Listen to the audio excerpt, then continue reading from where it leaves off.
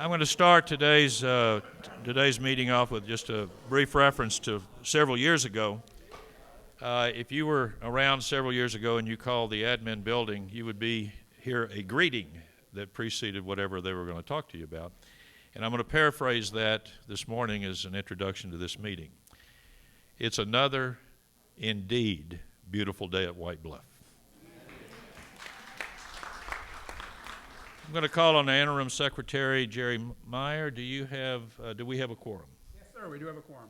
Very good. With this officially open this meeting, I have, as normal, a few remarks to make as we begin. Our governing documents dictate that your POA conduct its annual meeting each year on the third Saturday of May. 12 months ago, we were in the middle of an unprecedented pandemic and were forced to postpone this meeting to last October. Today we are back on schedule, and I'm pleased to tell you that everything is better than ever at White Bluff. On behalf of your dedicated board, I welcome you to the 2021 WBPOA annual meeting. It is absolute joy to see smiles on faces, friends, new and old, gathering, laughing, and dining together, golfers back on the courses bantering, betting, and getting beat down by two of the finest courses in the Southwest. It's such a joy to simply drive around our beautiful property and see homes going up, survey stakes everywhere. Yes, it is a joyful and a positive time for our community and our property owners. God has indeed blessed us. So much has been accomplished in such a short time, and as I've said before, it was because of you who gave so freely of your time and talents, and this board, who chartered a course even before acquisition, a course that took us from the brink of the demise of our amenities, devastation of our property values, and destruction of our way of life. The path that we took was indeed the path less taken, but it was a path that has placed us where we are today, and it will take us to where we should rightfully be tomorrow. It's almost incomprehensible that we formally acquired the amenities from Double Diamond on October the 1st, 2018. The courses were like overgrown cow pastures. All of the resort landscaping was dead from the water having been shut off. All of our amenities were closed, and the naysayers were looking at what was instead of those with a can-do attitude who saw what could be. As we sit here today, we have two beautiful 18-hole championship golf courses, drawing rave reviews from not only visiting golfers, but numerous golf media publications. We have 4 beautifully renovated condos and 3 renovated log cabins that are consistently rented and occupied by very happy guests.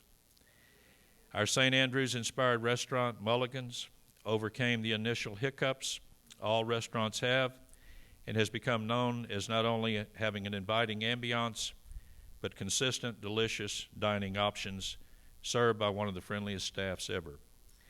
The Danny Morrow Pavilion at the Old Course is the home of numerous post-tournament celebrations and is being maintained by a fund that was created by the Men's Golf Association. The PO Administration Building was refurbished and is a welcome, functional, and impressive site for our property owners as well as numerous guests.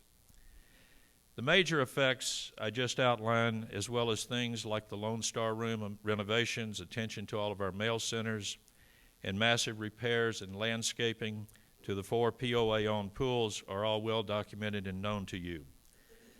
But what has happened lately? Or to paraphrase some next-door chatter, that's all well and good, but what have you done for me lately? Well, under the direction of POA Board Treasurer Jeff Williams, this board has meticulously created the first capital expense budget ever. You will hear later about our operating budget and financials, but we knew that there were capital expense items that needed to be addressed now, items that needed to be addressed in a definable time frame, and others that we should be planning for. It's one thing to shout loudly on Nextdoor about the need to address the deterioration of acquired facilities, and yet another thing to simultaneously find a way to pay for them and set a timetable for completion. Said another way, it's one thing to suggest a problem that is far different thing to suggest a viable solution. Your board not only identified the problems that needed to be addressed, but the anticipated costs associated with addressing those problems and a realistic timetable. What is the tangible realization of your board's work? Well, the conference center's exterior and interior deferred maintenance was addressed, including new air conditioning and heating. Fresh landscaping was added. The exterior and interior of the fitness center, spa, and salon facilities was addressed, along with new air conditioning and heating, new equipment, and furnishings in the fitness center. A new security access system, and it is now open and being enjoyed by our property owners, who are greeted with a complete overhaul of all exterior plant beds. 2 years ago, the board authorized a complete overhaul of the cupola and damaged interior at the Lighthouse Restaurant to the tune of $25,000. We also shored up the bar deck, put in new railings that are up to code, and built a bandstand. But there was extensive deferred maintenance of the exterior, and we made needed repairs along with painting the exterior. Malfunctioning outside lighting was also addressed, as was landscaping. And lastly, after being closed for over 15 years and literally gutted by the former owner of the 19th hole, we have now the 19th hole at the old course completely open and doing well.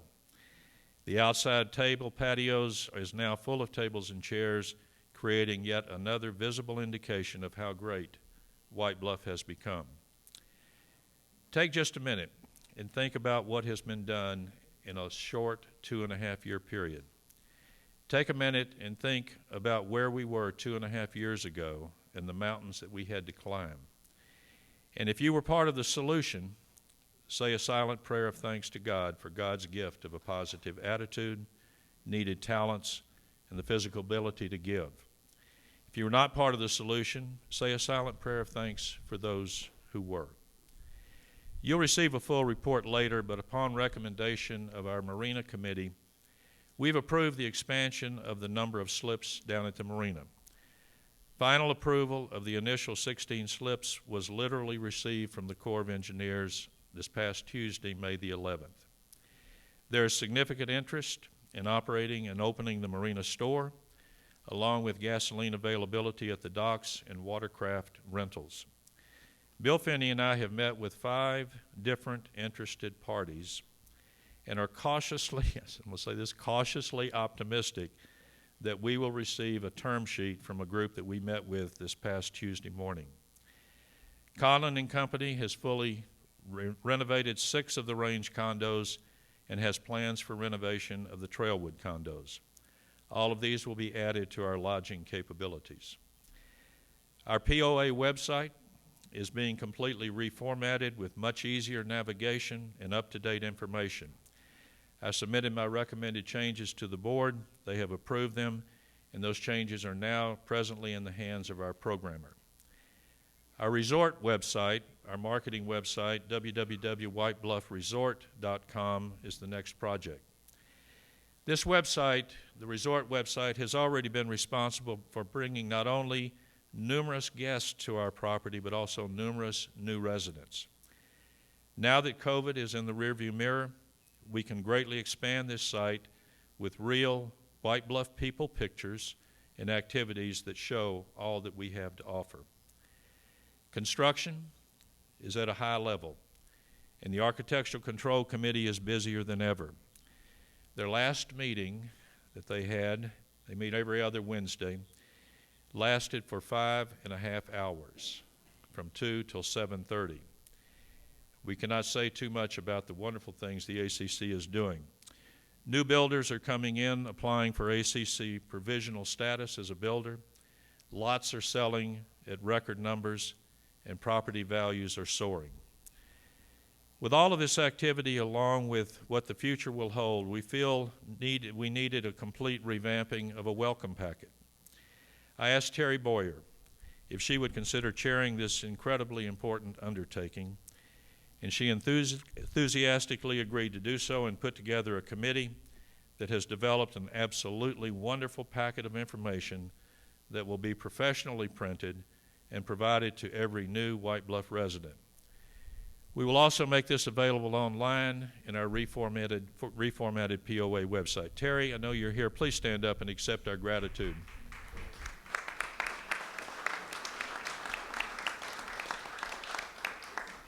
Thank you, Terry. I want to move on to addressing the criticizing of White Bluff amenities, White Bluff management, and the board on social media. There is simply no way, shape, form, or fashion that expressing such criticism on social media is justified. Probably every adult at this meeting will remember the verbal admonition that we were told over and over again while we were growing up. If you can't say something nice, don't say anything at all. If you have a problem with a restaurant or any amenity with management or the board, again, I say go to the source, not your computer keyboard. Our mantra should be, we are White Bluff proud. People from all over are looking at White Bluff, and these types of petty, irresponsible, and damaging comments are visible on social media. Again, be White Bluff proud. Don't damage your community. Lift it up. Well, what's left on our plate? Well, I can assure you that it's far less than what it was 2.5 years ago. First and foremost, we need to pay off our indebtedness to Double Diamond. At some point, we will be addressing the Lighthouse Restaurant. Our need for a system for better accessing of lake water is being addressed under the direction of Marshall Snyder and Richard Ashley. And I want to thank the volunteer work of Richard along with Marshall. We have a plan for a design of our new pumping system that will be infinitely safer and more efficient with far less maintenance and will allow us to move water from the lake and ultimately to our golf courses and common areas. And then there's the hotel. In case you missed it, we had a record freeze here not that long ago. Without belaboring it, the sprinkler system in the hotel burst, and both floors of the hotel were flooded with a couple of feet of water. We have solicited bids from 3 commercial contractors to address the extensive damage. We have a contractual obligation to Double Diamond to restore any damaged property being used as collateral for the acquisition indebtedness to at least the condition that it was in before the damage was realized. Well, we've requested 2 bids from each of these 3 contractors. One bid is for bringing the hotel back to pre-disaster condition. The second bid is for modernizing the facility with up-to-date decor, facade, and furnishings. We will, of course, keep you apprised as we continue in this effort. The last thing that's still on our plate is the lingering lawsuit brought on by 1,100 property owners who in 2011 sued Double Diamond and drugged the POA into the lawsuit, and also 4 dedicated past board members. The Walkinshaw case has cost your association almost $4 million in legal fees. Just this past week, we received a bill from our litigation attorneys for almost $28,000 for these attorneys defending us and the former directors in this lawsuit. This was just for the previous month.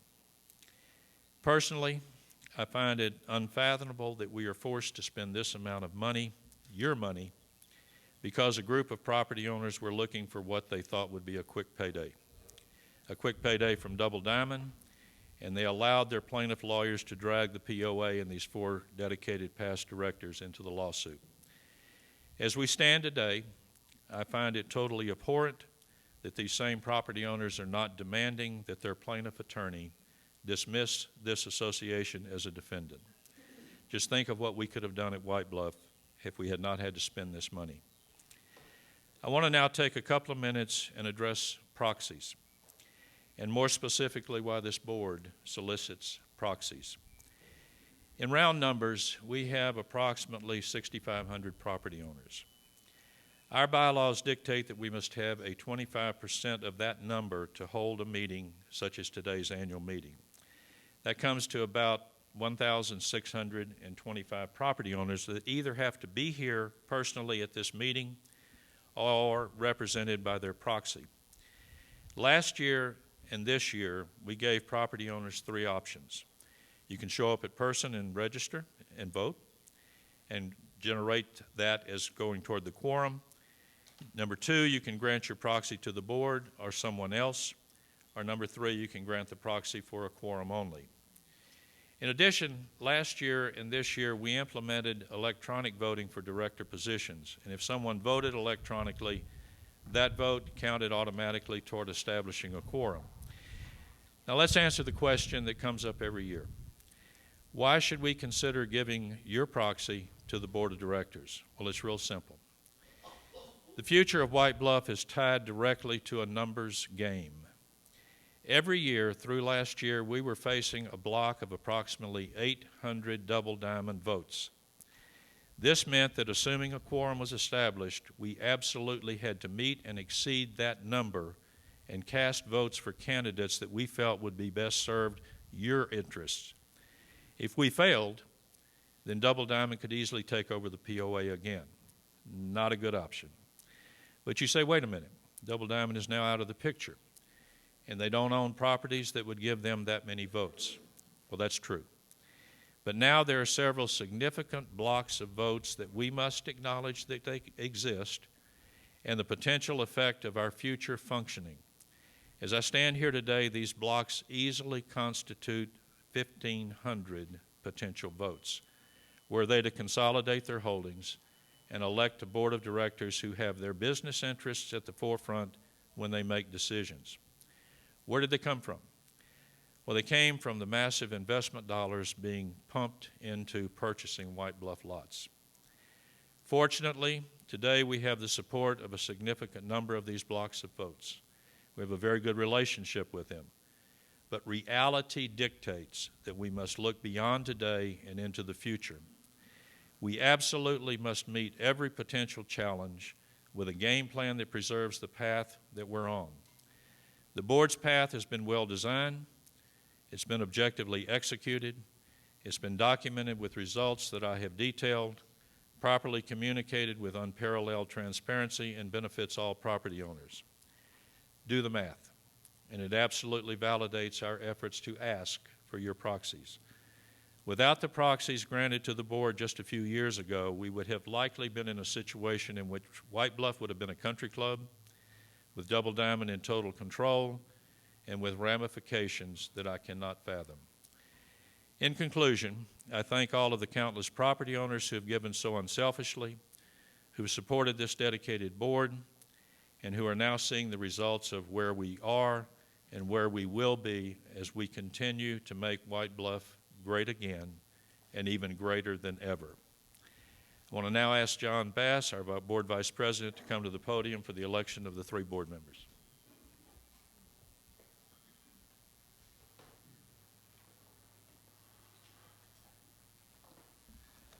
Thank you, Leonard.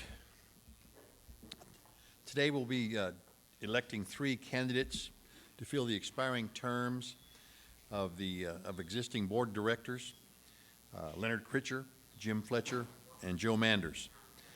The candidates elected today will each serve a 3-year term.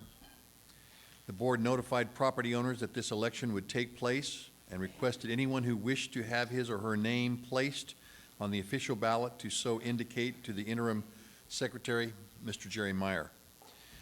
4 candidates indicated their desire to have their name placed on the official ballot. These candidates are Leonard Pritchard, Jim Fletcher, Bill Hauser, and Joe Manders. There have been no requests to be considered as any write-in candidates.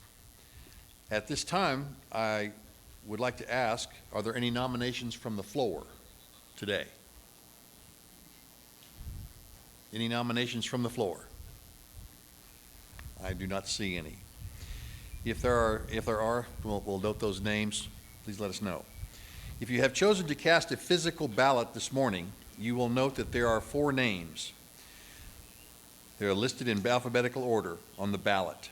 Below those names are spaces for you to cast your vote or votes for candidates other than the 4 on the official ballot. Prior to voting, you will have the opportunity to hear from each of the candidates. and I would like to do that now. So let me bring up, in reverse order, Mr. Joe Manders. Thank you. I get to sit a little longer. I can think on my feet once in a while. Thank you, John. Good morning. I'm Joe Manders. Give you a brief historical background on me. I'm a New Orleans native and an LSU Tiger, having spent 4 years in undergraduate school there with a degree in economics and a law degree. And after having achieved my law degree, I went on active duty in the Air Force, and I spent a 5-year tour of duty in active duty as a judge advocate. And when I left active duty, I returned to New Orleans, but I stayed in the Air Force Reserve. And so for the next 15 years, I had a dual career as an Air Force judge advocate in reserve duty, and a total of about 34 years in oil and gas, with in positions in land and legal departments of, I think, 3 major oil and gas corporations and a number of independent companies. 34 years later, I decided to retire, and having played golf tournaments here at White Bluff for many years through oil and gas industry tournaments, I decided, my wife and I, Beth, decided to buy a lot here. We purchased a lot in 2007, and I retired finally in 2012 and moved here. We've built a house here in White Bluff, and we've been here and happy ever since 2012. I served in various positions with the POA, starting with the litigation committee, and I believe I have had about 2 years in the litigation committee, and then I was selected to fill the unexpired term of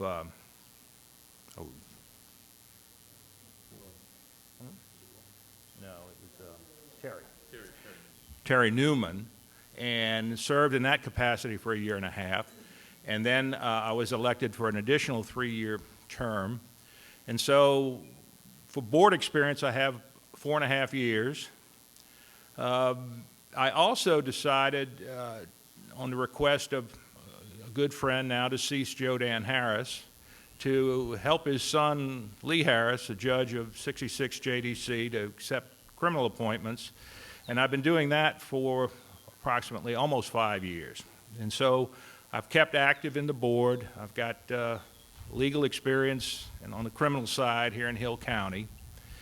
And basically, I am running for an additional term because of the tremendous growth I see here, and wanting personally to follow up on the success that we've had in the last 3 years with the acquisition of assets from Double Diamond.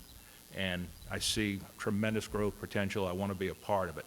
So I ask for your vote to keep me aboard, and thanks for listening to me this morning. Thank you.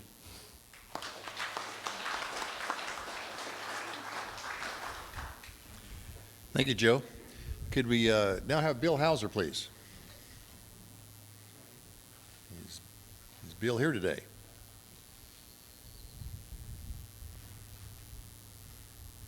No? Okay, then we'll move on. Mr. Jim Fletcher, please. Good morning.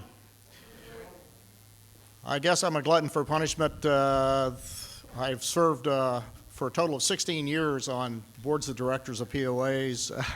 I served for 11 years when I lived in California, and been on this board for 5 years. My wife and I began looking for retirement community about 2008. We were looking at Idaho, Colorado, Tennessee, and we came home to visit, found out about White Bluff, never heard of it before. We said, well, we'd like to take a tour. We came out and took a tour. We both really liked it, and About a year and a half later, bought a home here, and about 9 months after that, moved here. We've been here since December 2010. We've not once regretted the decision. I think this is one of the nicest places to live. It's close to the Metroplex. It has all the amenities. In fact, I spent many weekends and holidays on this reservoir when I was growing up, so I'm very familiar with the area. I had an opportunity 5 years ago to be appointed to an unfilled board vacancy, and I have not regretted that. We went through the struggle with Double Diamond to acquire the amenities. We have worked very diligently on this board to come up with a plan and a strategy and financing to stay within reasonable means to finance the necessary improvements and renovations of facilities that had largely gone unattended for about 20 years. A lot of money coming out, but no money going back in. We've come a long way, as Leonard had pointed out in his discussion. We have a ways to go. Big priorities in the foreseeable future, certainly the hotel, the marina expansion, possibility of the lighthouse, and certainly the elephant in the room is the roads. Milt Bergman and his committee did an excellent job of getting the road study completed. We have the cost estimates, we have the specifications of what needs to be done, and now when we can get these amenities paid off and have the comfort of knowing that we can invest the money needed to do these roads, to do them and do them correctly. The reason I'm asking for you to support me today is I'd like the opportunity to continue to work with a team of fine board members, all dedicated to making White Bluff great and promoting this community and preserving this community. I'd like that opportunity to continue to serve for 3 more years. Thank you very much.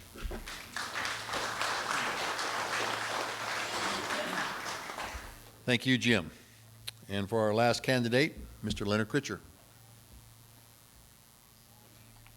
I promise these were much briefer than the remarks that I made opening up. In the spring of 2017, we were in a battle of epic proportions. Mike Ward had contracted, if you'll remember, with the Richards Group. It's a national powerhouse advertising and public relations firm, to sell the concept to property owners that White Bluff should become a country club. He wanted to regain total control of our finances, our operations, and our future. Thousands upon thousands of dollars were spent in his campaign to sway the minds of property owners all over this country and elsewhere. During this time of turmoil, conflict, and outright warfare, I wrote innumerable emails countering each mistruth. But I kept hearing, well, all this sounds good, but Leonard, what's your plan? What is the board's plan? In late spring of 2017, I put together and formulated what we call the 7-step plan to recreating the White Bluff dream. I proposed this plan to the board. It was approved, and it was sent out in an email blast on May the 4th of 17. That plan, implemented by successive boards, has almost come to total fruition. Quite honestly, I simply feel compelled to see that plan to its full implementation, and that's why I'm asking and seeking re-election to this board. Thank you.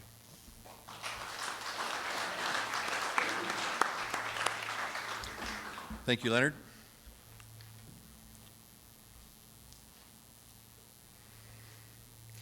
As in the past, today's election will be conducted by Timothy DeVolt, CPAs. You'll see Mr. Sam Timothy is back over in that corner over there. This firm is charged with verifying all proxies, tabulating the votes, certifying the results, of which we should have by the end of our meeting today. If you are voting with a ballot that you received when you registered, please complete that ballot at this time. I assume you have those. Is there anyone who does not have a ballot? Okay. Who's in charge of passing out ballots? There should be someone. They're up front? Mr. Timothy, would you take care of that, please, or have someone take care of that? There are 3 positions to be filled. You may vote for 3 candidates, 2 candidates only, or 1 candidate only. If you vote for more than 3 candidates, your ballot will not be counted. If you choose to vote for any candidate or candidates on the official ballot, please check the appropriate place by the name. If you choose to vote for a candidate nominated from the floor, which we did not have any, please write in that candidate's name in the space provided. Once you have completed your ballot, please fold it in half and pass it down to the middle aisle. You can do that at your leisure now. The ballots will be collected and given to Timothy DeVolt representatives for tabulation.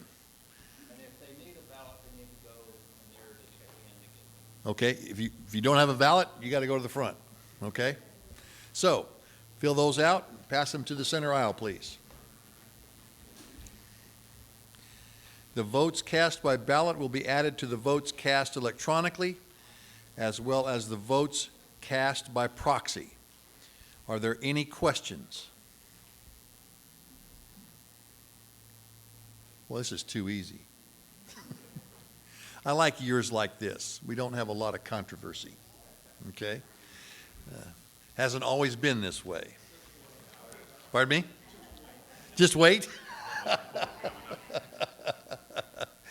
Well, that's, you know, life. If it weren't for changes in life, there wouldn't be much fun in life at all, would there? Anyway, okay. There's some straight behind you. All right. Has everyone passed in their ballots? Except this one right over here, okay?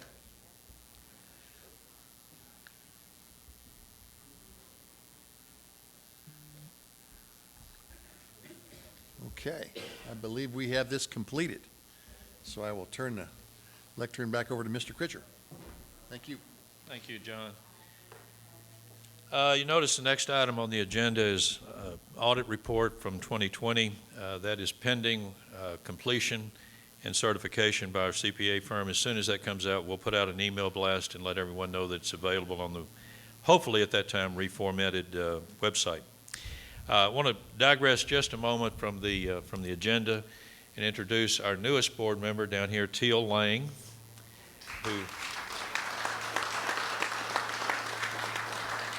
Teal has been an incredible welcome to this board and has jumped right in, volunteered for several projects and things that she has expertise in, and we're very, very grateful for her. Jeff Williams, our treasurer, is basking in the cool waters of Idaho catching trout, and he sent his best wishes to you. And in his absence, our interim secretary, Jerry Meyer, will now come forward and give you a POA financial report.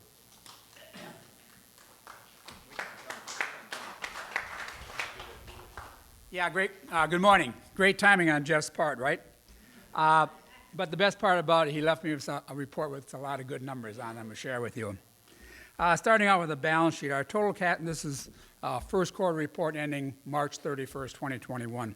Starting out with our balance sheet, our total cash position is $4,193,000.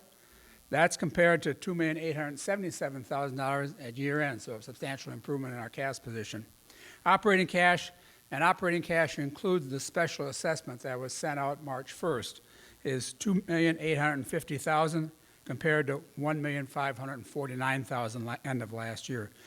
Reserve cash has stayed pretty much the same. We keep that around $1.3 million, both end of last year and as of right now.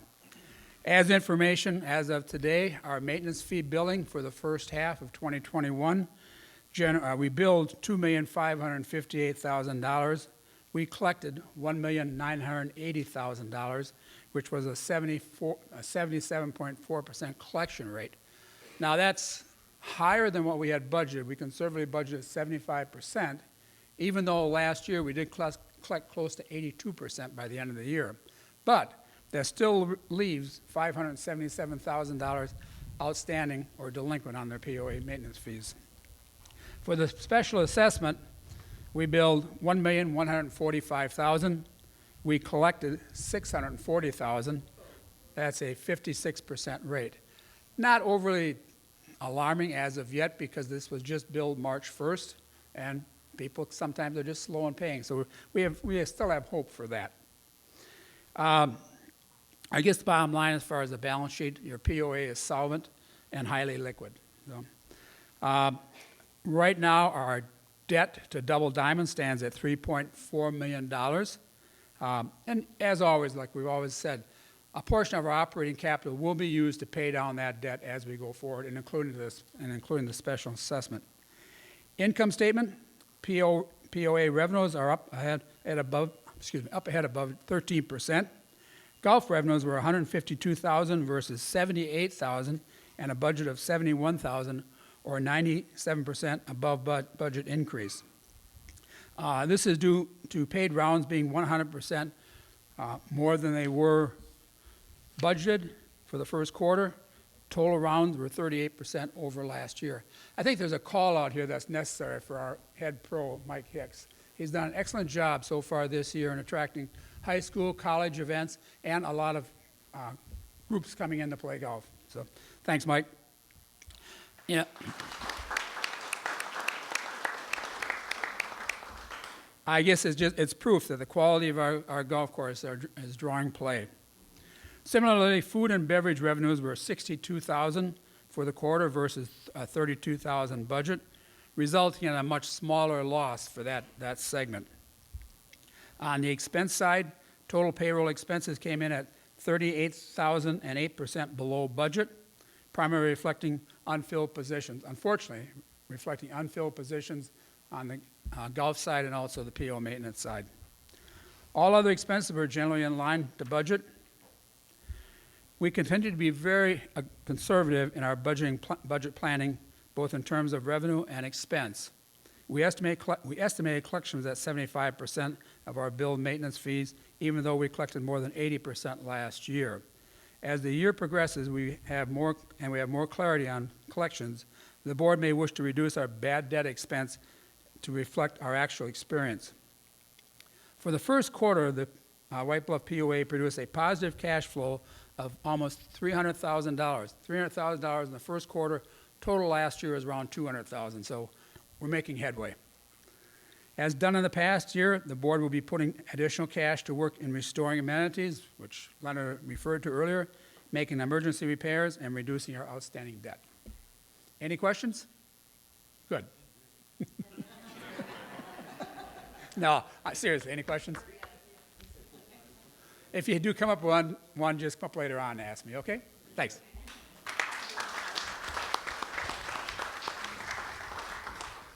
Good job, Jeff. I'd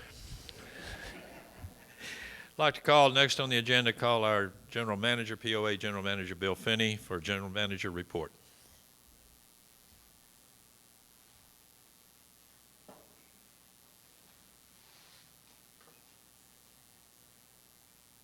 Thank you, sir. I'm actually not too sure that I need to be saying anything because Leonard's pretty much run the gamut for everybody, but I will come back and fill you in. First of all, I'd like to thank everybody for being here.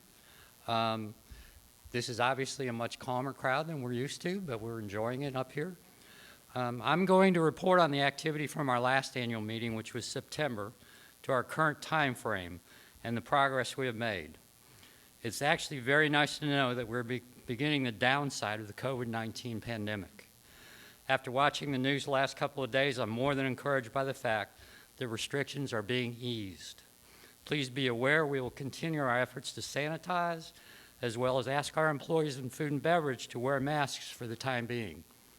Those protocols will be reviewed on a regular basis and updated as warranted.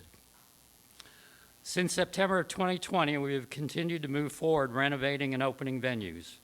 We still have a long way to go opening White Bluff completely, but here's a brief overview of the last few months. In January 2021, we completed renovation of the fitness center and replacing the equipment. We sold 6-month and annual memberships at that time. Although that was an unpopular decision, the funds from those memberships enable us to operate the building with no cost to the POA. In addition to that, I've talked to several people interested in leasing the salon, but have not worked out as a tenant yet. If anyone knows of an operator, send them my way, because we'd love to have that rented up there. Also, at this time, there were cosmetic improvements made to the conference center in hopes of limiting the deterioration of that building. Then, February 2021 was the big freeze. At that time, I reported that the buildings that the POA had invested money in to upgrade suffered little or no significant damage. That was in a large part due to the upgrades, but also the staff working tirelessly to prevent and protect the renovations that had been done. We had employees here in these buildings at 3 o'clock in the morning when electric was going off to make sure they went back on. So this POA staff, I thank you wherever you are for pulling through that with us. We still face some serious challenges at the golf courses due to the freeze. Michael Shelton, if he can make this meeting, he's out on the course right now, will follow me and line out Plan A, Plan B, and Plan C to move forward on these. If Michael Shelton can't do it, I think Mike Hicks is going to step in for him if that's possible. At this point, we're truly waiting on hot weather to help determine how we move forward. For those of you that have watched the Byron Nelson golf tournament on TV, you have seen the amount of sod that was put down due to the freeze. So we're not the only ones dealing with these challenges. In addition to the challenges at the golf course, we did receive extensive damage to the hotel due to the sprinkler system freezing. We're between a rock and a hard place on that. Had we drained the system and something happened, it would not have been covered by insurance. I've been working through all this with the insurance company. We're currently working on bids for reconstruction. The hotel is part of the collateral on the note with Double Diamond, so we are somewhat limited on what we can do. At a minimum, it must be returned to the condition it was prior to the freeze. It's a fluid situation at this time, and we hope to have a plan finalized soon. The month of March 2021 saw COVID-19 restrictions being eased. At that time, we moved from being in a defensive position to full go.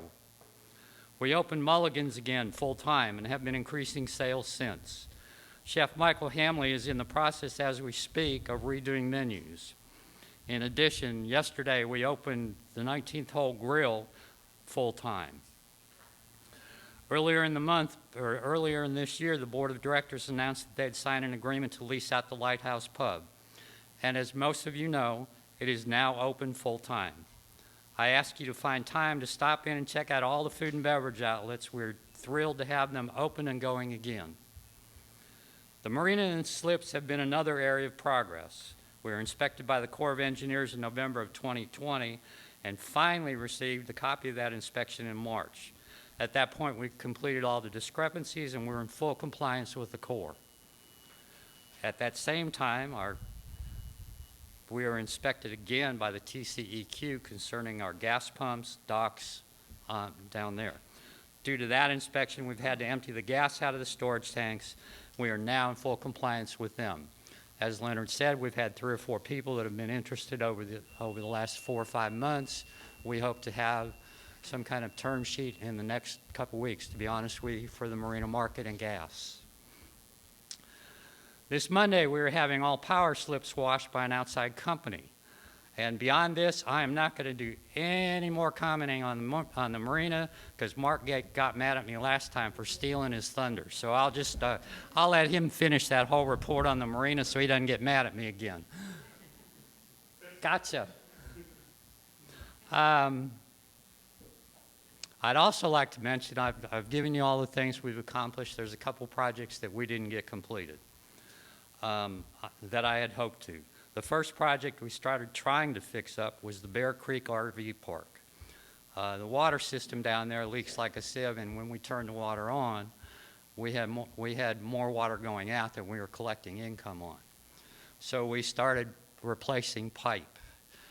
We replaced about 300 feet of water line into that park, and just literally we ran out of time.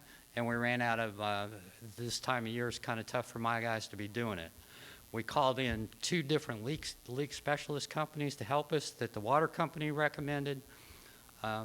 Basically, at this point, it's going to have to be completely repaired or completely replaced. So we're taking bids on that to try and do that. At this time frame, my guys aren't going to have the time to be able to do it. The second project was the Quail Run RV Park. I received bids totaling about $80,000 to replace the electric to those sites. We would not recoup that amount of money in several years, even if we were full year-round. So I'm currently looking into trying breaking this into segmented to see if we can do it incrementally. That remains to be seen how that will go forward. And lastly, this is my favorite, not for lack of importance, but the roads. We're currently putting together some patch areas to fix, but need to wait until the ground dries out now. We're doing some of this in-house staff. We've bought about 6 tons of coal patch and just about used all that up, and we got another load coming in. We're also using outside companies to help us out in this situation. So we're patching as fast as we can in-house. Obviously, everybody is aware of the fact that there's a $12 million road project sitting there that we would all like to get there. We're just not in that position yet. So we're going to keep them together the best we can. The board of directors is still working diligently on moving forward with a master plan to make White Bluff great again. I'm sure you will be hearing more. Thank you, and again, we appreciate you all being here. Your input will help us to continue to move forward. Thank you.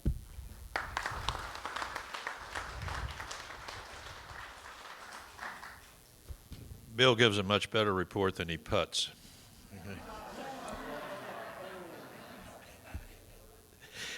Call up one of my favorite people who represents one of my favorite groups, the White Bluff Volunteer Fire Department.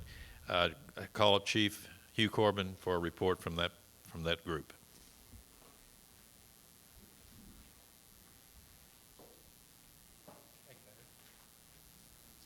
Good morning.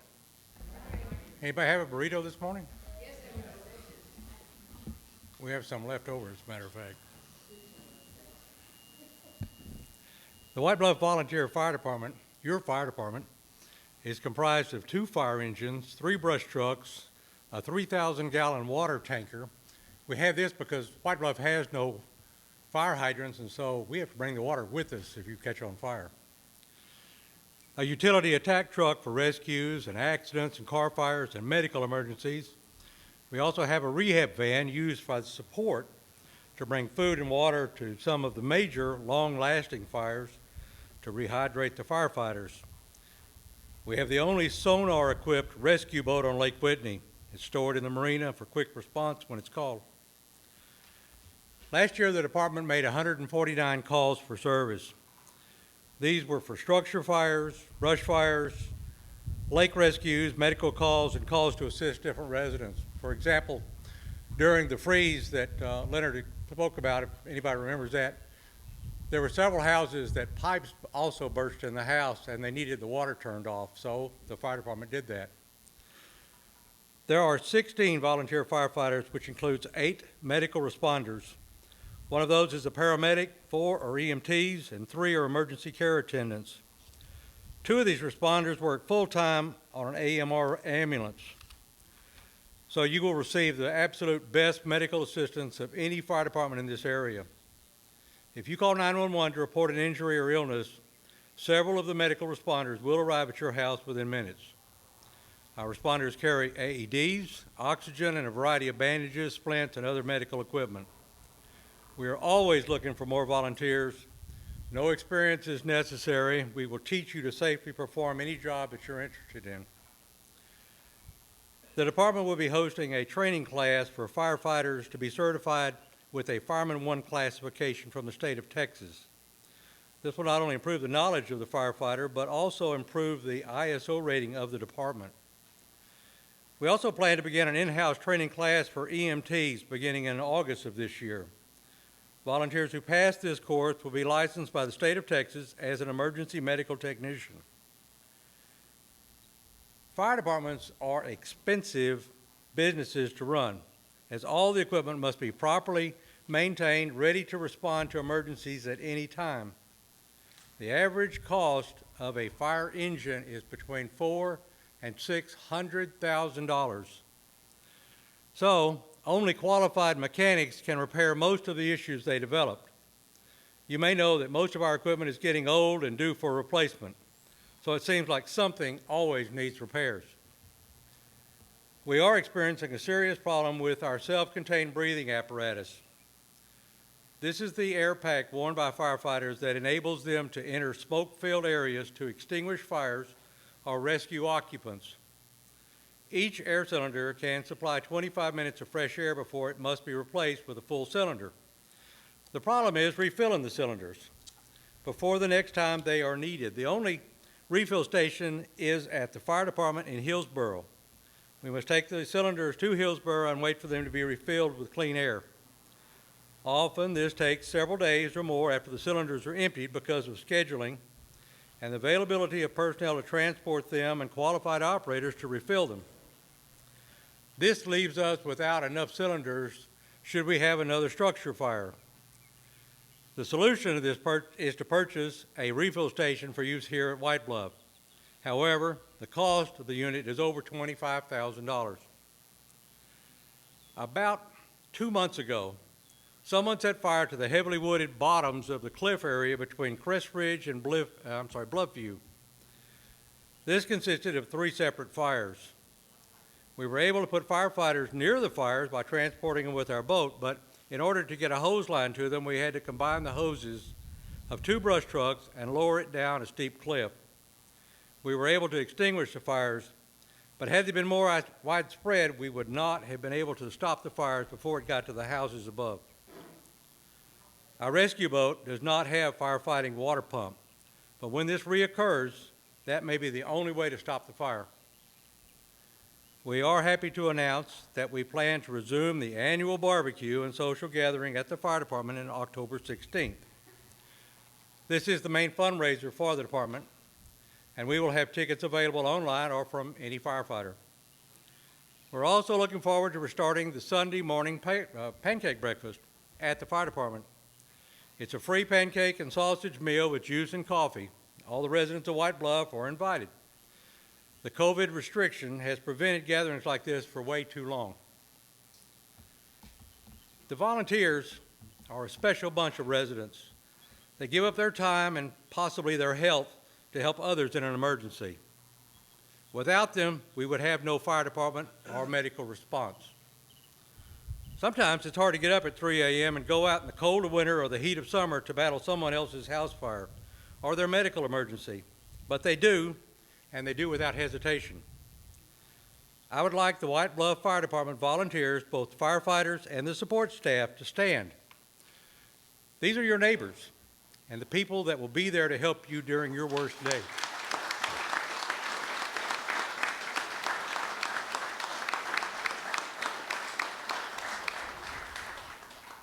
We all thank you for your support in helping us grow and maintain our status as the best fire department in Hill County, and as the resort grows, to be prepared for the next emergency. Thank you very much.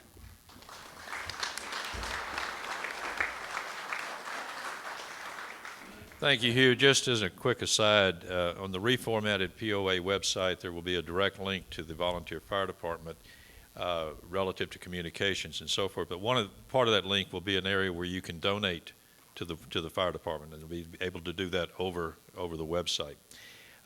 Mike Shelton, did you get back? Mike Hicks, we're going to have one mic or the other mic. Come to the mic, Mike.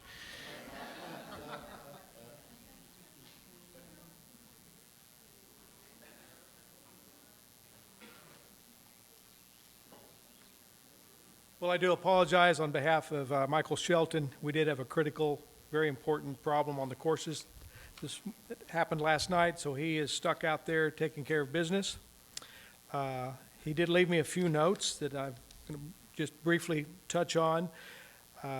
In the progress review, his team over the last 3 months has performed an audit of all the bunkers on the golf course and have added over 225 tons of new sand just on the new course, and they're also in the process of completing that same process at the old course. The lakes the ponds, especially the one on number 17 at the old course that everyone sees and has been complaining about, was filled with a bentonite substance that did hold water in the main pond down by the green. Then we discovered that the creek itself leaked to the tune of 225,000 gallons a day. It dropped underground where we could not find it. Mike went out and bought several gallons of milk, dropped it down where it was leaking, and found out it came to surface around the 18th green at the old course. That's probably 500 or 600 yards away. So we are in the process of grabbing bids from some contractors to see about solving that leak problem, and they think they can handle that, and we are waiting on bids for that. The deep freeze, everyone's been talking about. What happened to the greens? Well, the blankets we had, the greens covers we had, were probably not the highest quality for temperatures that were -5 to -9 for 36 to 45 straight hours. Some of them leaked, some of them rose up in the high winds we had. But with that said, we've had many agronomists come out and check these greens, and we are so far ahead of the rest of the Metroplex and this part of the area. They have told Michael that sit back and wait. Right now, we do not have the temperatures at nighttime to grow grass. Nighttime temperatures need to be 65 to 70 degrees with the afternoon temperatures in the 80s to 90s for that grass roots to develop and continue to spread. Although you will see some grass sprouts in there, they are not dead yet. We will wait probably another month to 45 days before we make a decision. Right now, they are applying a foliar fertilizer weekly and a granular biweekly to help stimulate growth. And it's just a wait and see until we get the warm enough temperatures to produce what we think will be healthy turf. Late June, we will probably have a decision whether we need to order sod. Problem with ordering it now is all the sod fields are underwater. So we do have some very close friends that will move us to the top of the list, but as I said, right now, they can't even get in to develop their sod. Let's see what Michael has also on here.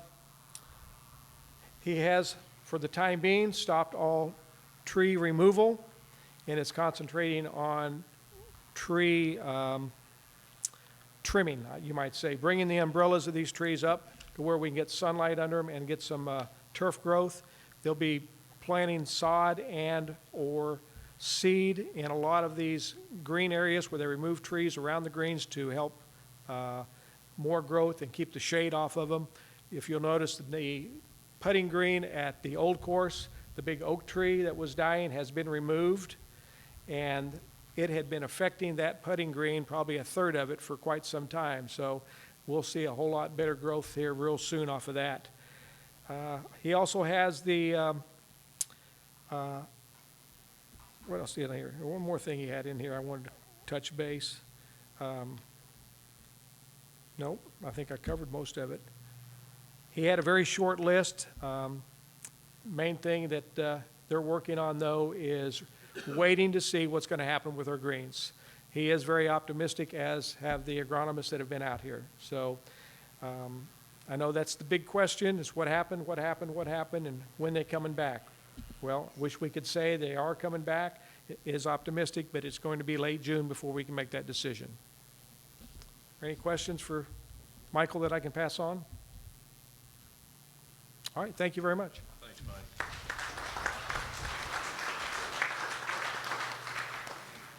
It's funny, I go to admin quite often, as you can imagine, and right after the freeze, I thought Michael Shelton had entered a sideline business. He had ultraviolet lights in his office, growing little plants coming up, and I kept looking for somebody to be over in the corner, you know, doing this. And now he was trying to see if these core samples that he took from the greens, if they could grow, and so that was his effort in doing that, and it was working. Speaking of Greens, I want to call Larry Smith up to give us a report from the Greens Committee.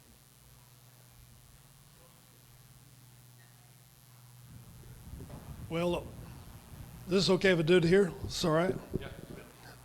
You can see the best part of me back there, so that's good. I would like to say on behalf of Michael, at one time we had 18 employees working at White Bluff. We are down to like 9, and so we're trying to find you employees to help with golf course maintenance. I'm sure Michael has that information, and so we're very low on employees right now, and several employees are very old. So we're doing it with a partial staff.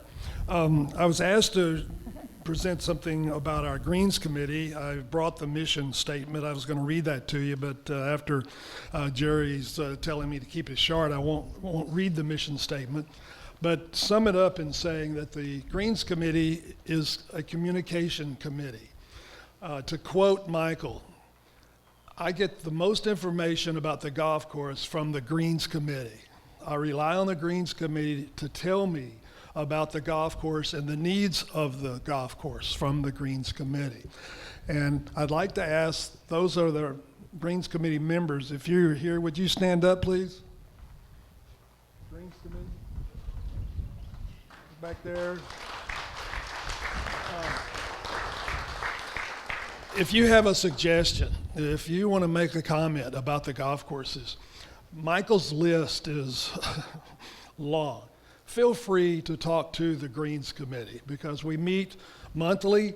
We meet with Michael. He hears us, he listens to us, and he takes our suggestions. So if you have comments, it's tough to catch him on the golf course and give him something right there because his list is really long. If you have comments or suggestions, come to the Greens Committee. Any one of us are open for your suggestions, and we are in direct contact with Michael at all times. And let me tell you, this guy is open to suggestions. He has been very cooperative and very helpful and is willing to listen. And so if you have comments, suggestions, stay off the social media and come to the Greens Committee and make suggestions to us because we're in contact with Michael and he listens to us and he's very appreciative of all your comments. So in the future, if we can help you, we're here for you and we're watching and we listen to him at all times and take suggestions from you. So communication is our main purpose as a Greens Committee. So thank you very much.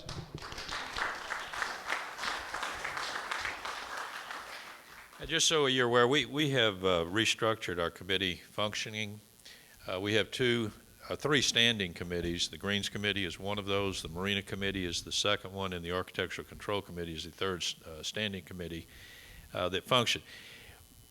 To work this efficiently, this is a huge operation, and as Larry said, if you have suggestions about the golf courses, go to the Greens Committee. The people who are on that committee, it's on the website, give them your recommendations. That will be filtered through the system of discussion with the committees, and then will be taken to Mike, who meets with these people on a regular basis. And that's the way we can work efficiently. And speaking of the Marina Committee, I want to thank Mark Hepworth for the shirt that he's wearing today.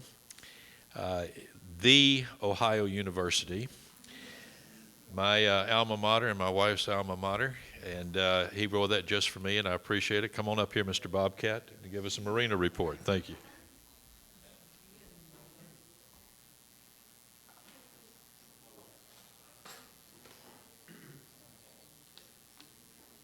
Thanks, Leonard. Good morning. My name is Mark Hepworth, and I am the liaison from this board to the Marina Committee. I want to thank all of you for showing up. What a great time. I appreciate all you in the very back that are sustaining probably sun damage for years and years down the road, but I do appreciate you coming out there. I hope you can hear me out there. Before I start, I'd like to have our Marina Committee members are here. If you would stand, please. If you're short, raise your hand. Let people know who you're here. Wanted to identify each of them because we don't have a whole lot on there, but we have Chairman Ned Wilmarth, who's not here today. We have Terry Papa Hemingway Hatcher, Captain Bob Valenta. We have Motor Mike Miller, way out there, Mike. And Beth the Boss Crutcher is our newest member, not here today. I'm going to end this meeting later today and request that we get an additional member. So if there's anybody else that is interested in joining the Marina Committee meeting, come visit with me or some of the board members. And we'd like to take an application and talk to you because we're always looking for new ideas and additional input. I'm going to pretend that the cat was not let out of the bag already by two of the gentlemen before us, but I'm going to tell you the story of how we came about getting 16 or 24 additional slips. Last October, our Marina Committee identified that we needed, because of the strong demand for slips, additional build-out of the marina. The committee put together numbers, crunched the numbers, went out and interviewed, got some bids, and then they made a great presentation to our POA board. Board recommended unanimously for an additional 16 slips on Dock 1. A few weeks later, we came back, had done the numbers, and the committee came back and said, actually, we'd like to raise that up to 24. So we applied for a 16 and a 24 slips in addition to moving dock number 2 and dock number 4 a little bit farther north in the marina so that we'd have a little bit room for our boats to come in.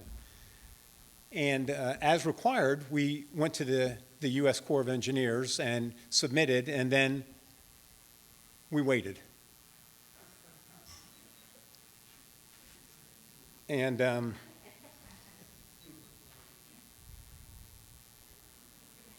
we waited, and 7 months later, as they tell you, 7 months ago, just this week, we did get approval. So we are thankful.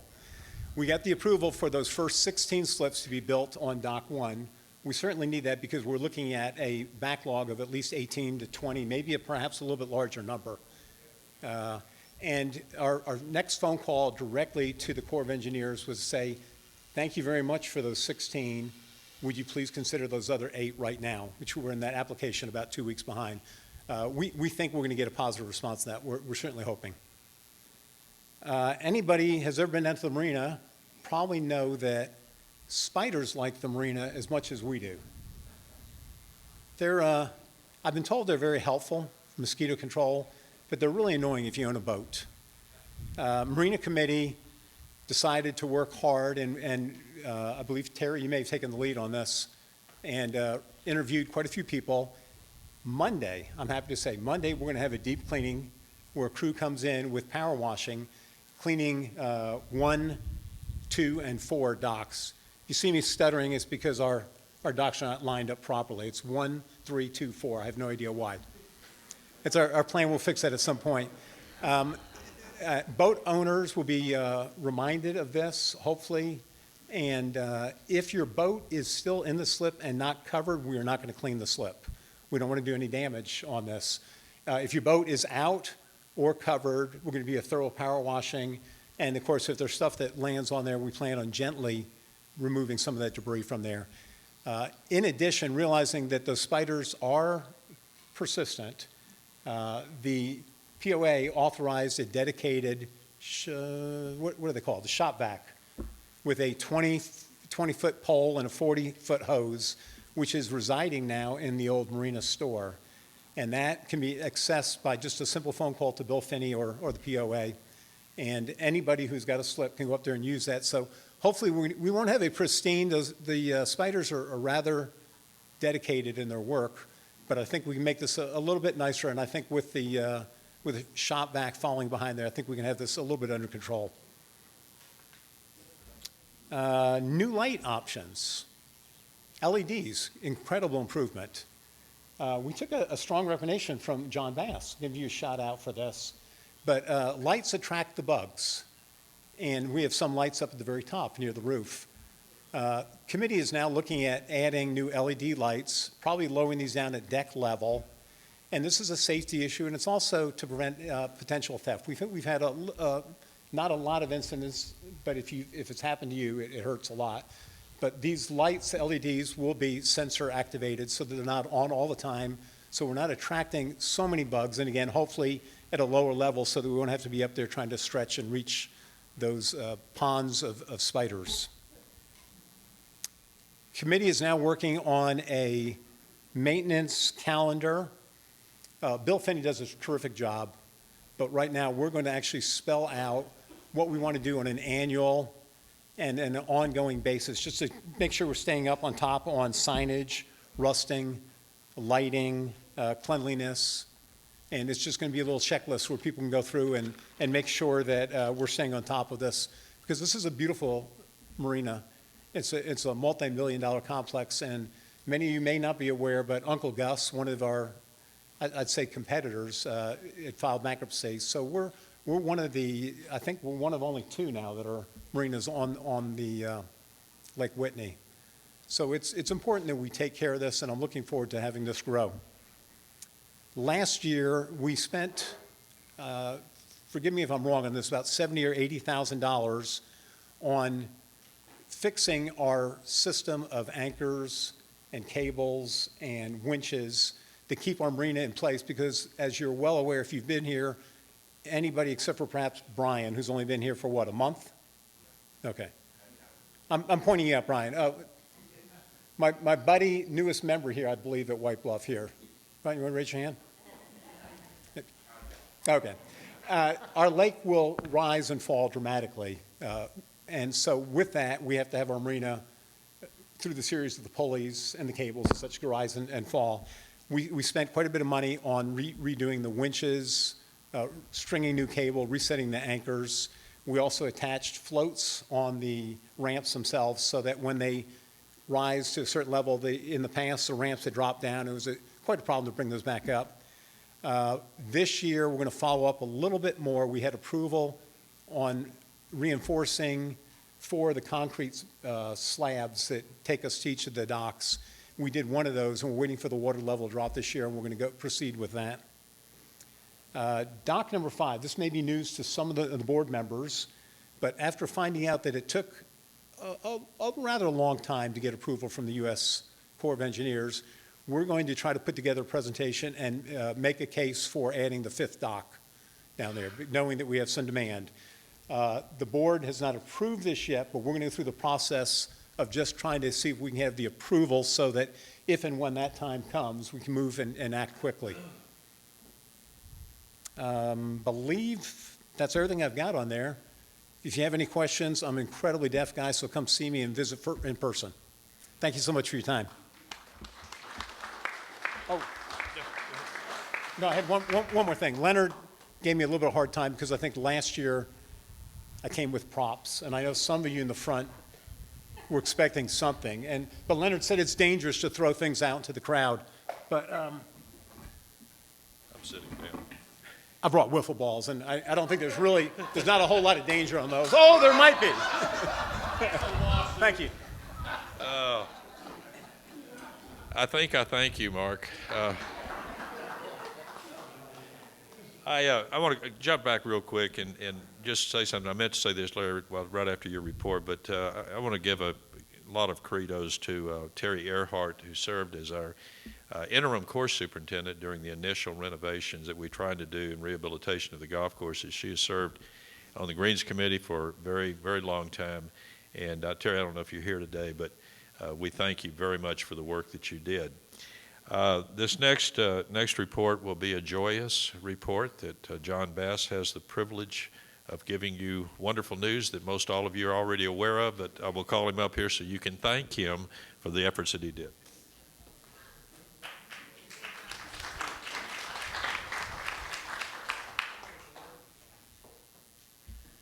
Well, thank you. Let me correct one thing that Mark said. I got credit for this light idea, and I can sit here and look at my wife straight in the eye and say I better correct it because she's the one who brought the idea. She lived in Mineral Wells State Park and had the boat dock and the marina right behind her house, and that's how they solved the problem with the bugs. You put the lights down low just above the water, point them down toward the water. The bugs go right there, and the fish come in like crazy. You scoop them up with a net. We can't fish off the dock, can we? Anyway, to make another slight joke, Leonard was talking about standing committees, and I looked at the agenda and I said, Water Sewerage Report, John Bass. I said, God, I hope he doesn't make me a standing committee. I want this to be the very last report on this topic, without a doubt. It's been a long 5 years, to say the least. And hopefully all of you who are ratepayers from a few years ago got a letter here in the last 3 or 4 weeks stating that on your whatever bill you received or the next meter reading after April 9th, you would get a credit for all the overage that you were charged from, I believe, February of 2018 through February of 2020, where we were being charged the old rates, but the new rates had not been implemented yet. And so on average, most everyone got back about $1,000. Okay, I have 2 water meters. I do not use any irrigation water, and mine were both about $900 each. So anyway, thank you. But you've got to understand there's really not much more to say. I mean, you've got the credit on your bill. That'll last you probably a couple of years. But there's some things and some thanks that need to go out here to a number of people. My primary function, along with Marshall Snyder, Scott Shelton, are you here today, Scott? Okay, and John Upchurch, which those of you who have been here a long time know who John Upchurch was. He's now moved away, but we worked tirelessly on this project to examine the details of the application that Double Diamond Utilities had filed, hire the attorneys, hire the rate expert. But the primary function that I had was to try and generate funds to maintain the operation. And we held, barbecues, and we had all kinds of things, trying to get anybody to give us some money to do this. We had a better circumstance this year, or this time, than what we had back in 2008, because we had a communication system where we could actually talk to you through the internet, through email, and what have you. And to my surprise, there was a number of people that we put the call out for funds that instantly wrote checks for $1,000. And I truly want you to know that this committee thanks you for that. And there was many times that I went to the well asking for funds from all of you as property owners and ratepayers. But down the road, 2 and 3 years, when we're just in the grind of it, and just, it's like, when will something else happen? When will the Public Utility Commission ever get off their backside and do something? Thank God that gentleman has now been fired. It's called a screw up in ERCOT. But anyway, I won't mention any names. But I did not feel that it was appropriate to go to the well to you folks one more time. I just had nothing to tell you. And at that time, I looked at it and I said to these board members and a few others, we have to pick up the slack. Because there's just nothing I can't go to the ratepayers and ask them to put up any more money. So I would like you to give a great big thank you to these board members here, because they wrote checks for $3,000 and $4,000 and $5,000 each to maintain the legal fees and the rate expense that we had to. Give them a big hand.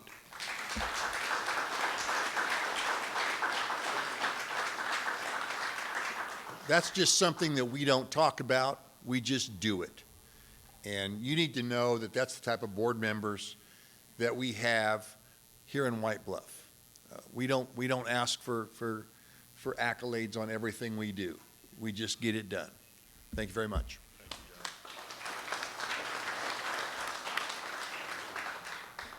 Thank you for that. That's a good report to get.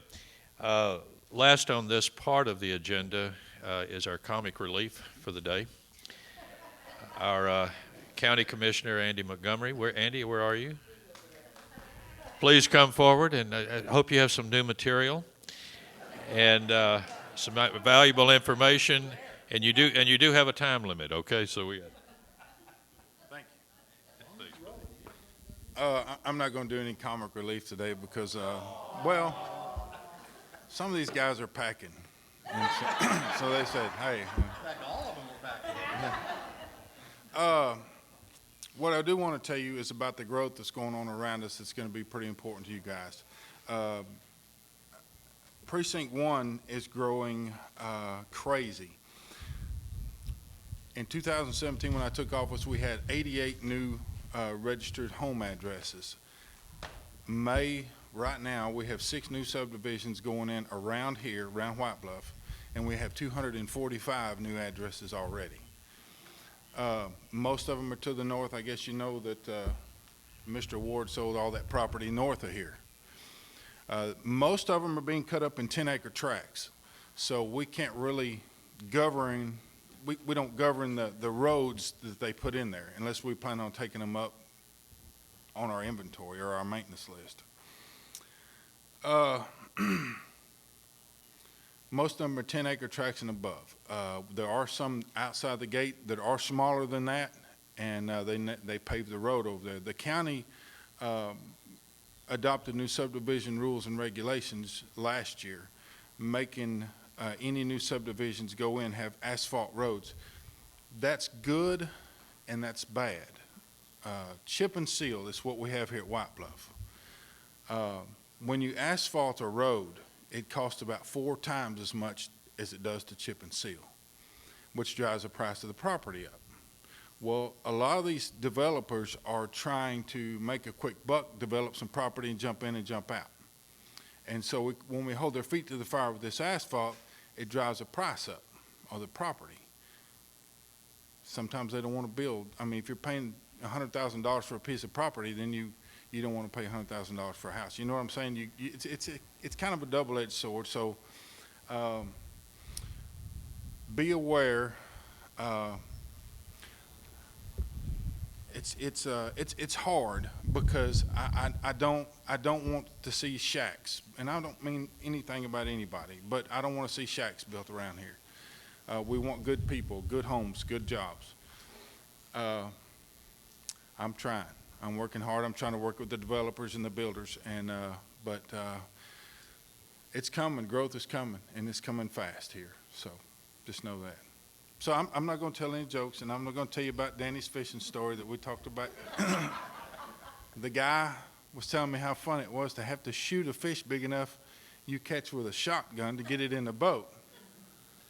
Why would anybody? That's what I said. Ray Charles can see that ain't good. Man. Anyway, is there any questions? I'll answer any questions I can about what's going on in the precinct, but we're growing rapidly. Anybody have any questions? How big was that fish? 900 pounds, he said. So I asked him, I said, do you got to have a fishing license for that? Oh, yeah. Is it a dual permit? Because you're hunting, you shot it with a shotgun. Anyway, be ready. The growth is coming, and we're trying to regulate it as best we can. Some of it's out of our hands, but it's coming. So, you know, they're kind of hush-lipped about that. I was kind of going to hem up on y'all and ask y'all, because it looks like somebody told me it was an RV park. It's not an RV park. We are not in, it's a strip center. We are not involved in that at all. They don't have to do anything with us. But I figured if it was anything bad, y'all would have already been going, hey, you need to do something. So, anyway. Thank you all very much, and the White Bluff looks great. 4 years ago, not so much, but man, y'all have really turned it around, and you should applaud yourself. Thank you.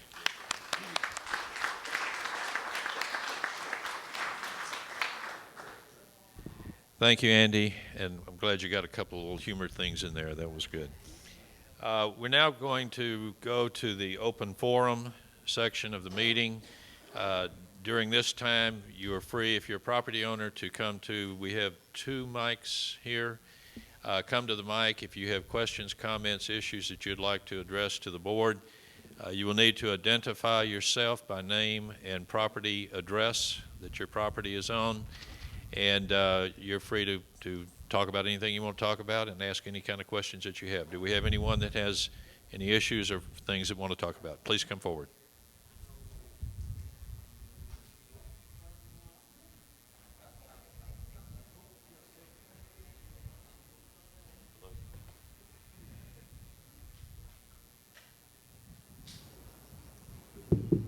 Howdy.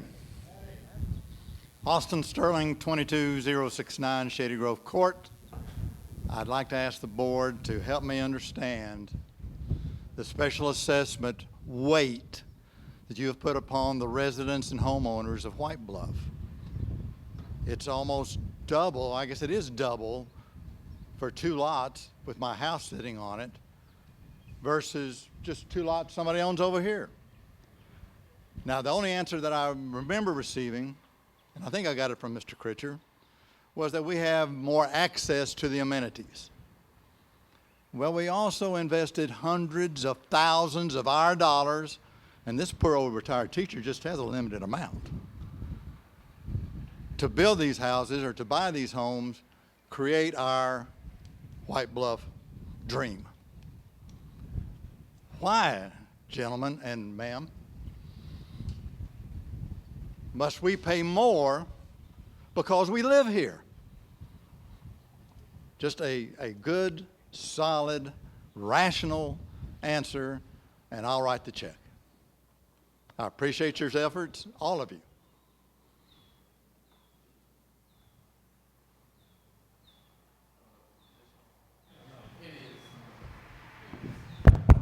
Got it? Okay. Thank you, Austin. I appreciate that. You went dead. I'll stand up. It's okay. Got it now? Okay. He was giving me time to gather my thoughts on this. No, we, Austin, very seriously, the board has been talking about the necessity of this for some time. That's the background. As we were talking about the necessity of an assessment, we took many things into consideration. There's always a very careful balance, understanding that we've got 6,500 property owners, inclusive of approximately close to 800 homes or homeowners. So if you differentiate that. As we looked at the equity and the fairness in terms of the assessment, which was absolutely necessary, we again stress we must absolutely get out from under double diamond, and the only way that we could do that was with an assessment. We discussed many alternatives. We had the figures that we knew that we had to look at in terms of eliminating the debt, as well as other capital expense items that we had. And I'm getting around to the answer. One of the things that we have to balance very carefully is not alienating our lot owners. Not alienating our lot owners.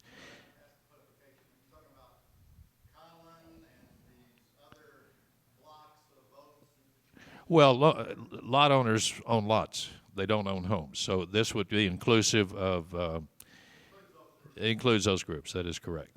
So anyone that owns a lot are lot owners. But it's not just the large groups of lots, block of lots, but it's also, I'll use one of my favorite, little Effie up in New York City that became one of my best friends during the country club ordeal. And she owned 4 lots out here. And there are people like that who bought lots under circumstances that were not necessarily turned out positive. So we've had to very carefully weigh balancing act as far as finances relative to these lot owners.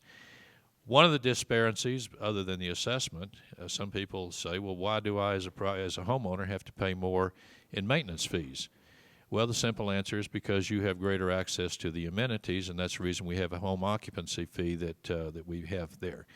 Why do I have to pay the $100 a year to support the capital expense equipment fund for the fire department? Well, because pretty much most of their calls out here are to people that own homes. So there are reasons and justifications for the difference between the homeowner and the lot owner. Quite simply, I'll give you the same answer as I gave you before.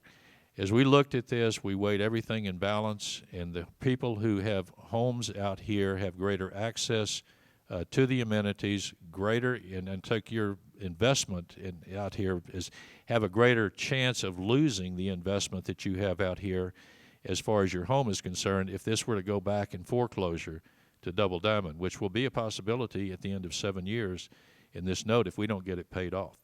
So the simple answer, that's a simple answer, Dean. We don't want to go back in time. I agree. And getting out from under Double Diamond completely, my family, we support that. It's just the fairness that I question, and I still don't hear it. Out of 6,500 lot owners, you know, golly, over 3 years, if somebody paid $1,000, that's $6.5 million, isn't it? I'm just asking, fellas. I mean, the numbers. Well, let me address that. We made certain assumptions as far as collection rates, and we basically went with the same collection rates. We isolated lot owners from homeowners, and we looked at the same collection rates and made those assumptions.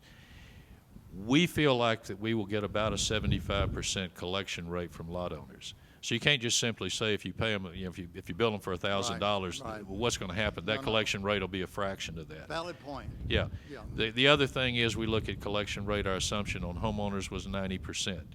I'm still aghast that we have homeowners that are delinquent in their maintenance fees and assessments. But again, it's a very careful weighing balance that we have to take, and we did give tremendous deliberation to this before we did it. Well, and I appreciate the deliberation, the time, and the fact that we do have more to lose is a bit of leverage for the board. Let's be honest about that too. But that just doesn't make it fair. It's hard to swallow, guys, ma'am. That's just hard to swallow sometimes. But at the same time, let me support y'all. Let's get rid of Double Diamond in the best way we can. I don't like it, and I feel like I needed to say that. Well, one of the things I do like is our fire department. I mean, I'm just telling you. And I think I mentioned this before, that $100 fee you give to residents and so forth. I'd much rather write them the direct check, because being a nonprofit, I think I can take it off my taxes, and I can also give more to them, whether I buy a burrito or not. We all need to do that, folks, because when you get hurt, I've seen it, my neighbor, knock on wood, thank you, Lord, you haven't come to my house. But I've seen it come to neighbors' homes, and they come. These men and women run toward the danger. Toward the danger. So support them 100%. God bless White Bluff. Thank you. Thank Leonard. you. Thank you, Austin. Just a quick comment. Come on up. Just a quick comment. The board has to make some very difficult decisions, and I want everyone to understand that. We make decisions with one thing in mind, and that is what is for the best welfare of all of our property owners, homeowners and lot owners. And every decision we make, that is the credo that we go by. Okay, please, sir. I'm Kirk Pica. My address is 25051 Woodmount Court. I have a lot there. My question is, you say you're only collecting 50 and 75% of the dues. What happens to those uncollected dues?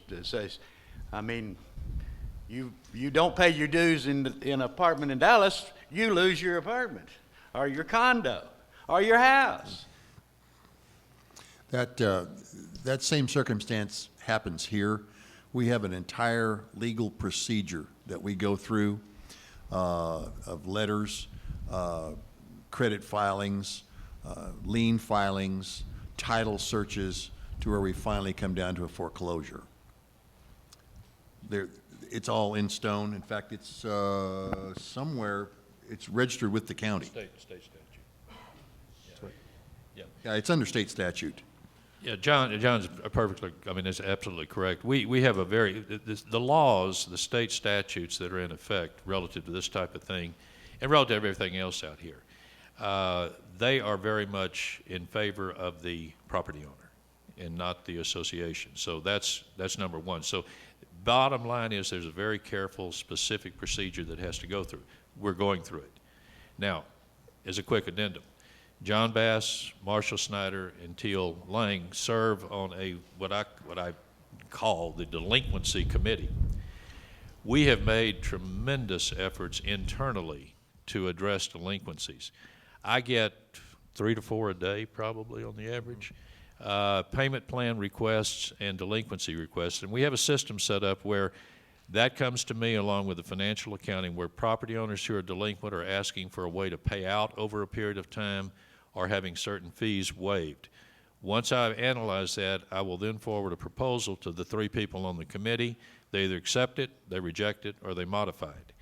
And 90% of the time they will accept that. Then that goes back to Associa, and they contact the property owner, and we have increased collections significantly because of that. So we're following the dictates of the state, and we have a procedure that follow up that is addressing the delinquencies, period. Well, I guess I see it I went to an auction in Dallas on the foreclosures, and the management fee got their money first, all of it that they were past due. And I just wondered what happens to the lot? Are they giving them away? Are they, I heard one went for $300, and that's not even enough to pay the homeowner's dues. The taxes will go first. Well, case in point, last year, we would get a letter, I would go to Whitney Independent School District and get a letter from them so that we could use their lots toward our quorum. They would not vote, but we could use their lots. They had 284 lots that they had foreclosed on in White Bluff due to back school taxes. This year, I aided Mark Hepworth, who's taken over the Proxy procurement job, and they had how many? 4? They had 4 lots. They had all been sold at sheriff's sale on the Hill County Courthouse steps. They finally realized that they could not ask people to pay $5,000, $6,000, $7,000 for a lot that was worth $2,000 and $3,000. Why not? Because, well, you can ask, but you don't. Nobody's stupid enough to pay that. They weren't selling them out of the Whitney ISD office, so they got down to actually, what can we sell these for? Because getting them back on the books and somebody buying them and paying some taxes is better than having a tax lien in a property that's not generating anything. But it's the same thing for us. We want new people to own those lots so that they can pay us the maintenance fees on them. Whitney ISD pays us nothing. But it also affects our ability to get a quorum also. Now this year, Mark did a great job.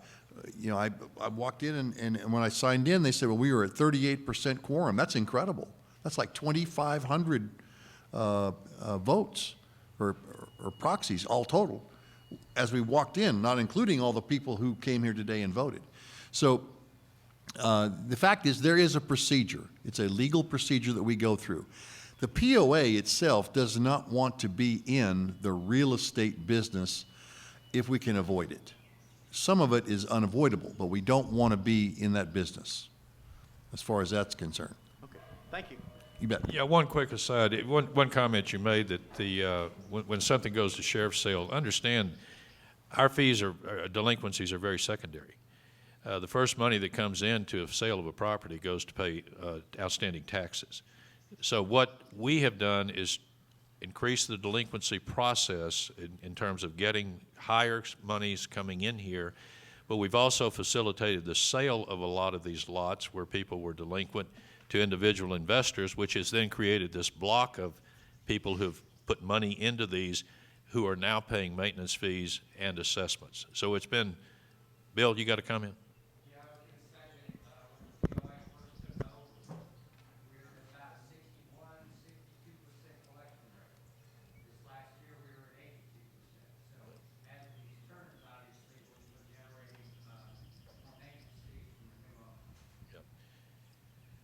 Any, Yes. yeah. Give it to John. Okay, next question or comment? Yes, ma'am. My name is Patty Gillies. I live on 40010 Hardwood Drive. It's right off of Fringewood Drive at the very edge of White Bluff. As was just said, they're developing the property out there. There have already been 2 breaches into White Bluff onto Fringewood of people that are not here, that do not live here. And I would like to know, with all this development, do you have any plans to protect us from the people coming on, using our amenities, as you say, and stop them? Because there's no way. It took me 11 months of nagging and calling poor Mr. Bill Finney to get something done to stop the ATVs and the pickups that were coming onto White Bluff. Okay, there are two things there relative to that question. Number one, people coming in and using our amenities, and let me address that as a side issue. We've tightened up security procedures relative to these, to what I call the Whitney Country Club, where people have access to the amenities. We've tightened that up significantly. The swimming pools and all that stuff. You know, the permanent guest list is now no longer in existence and so forth. Your answer to your question is very difficult because we have 3,500 acres out here, much of it surrounded with a barbed wire fence, 1 or 2 strands. We simply do not, it's not the answer you want to hear, but we don't have the security staff to patrol 3,500 acres of perimeter, however much that would be in a perimeter thing. Bill, do you have something to?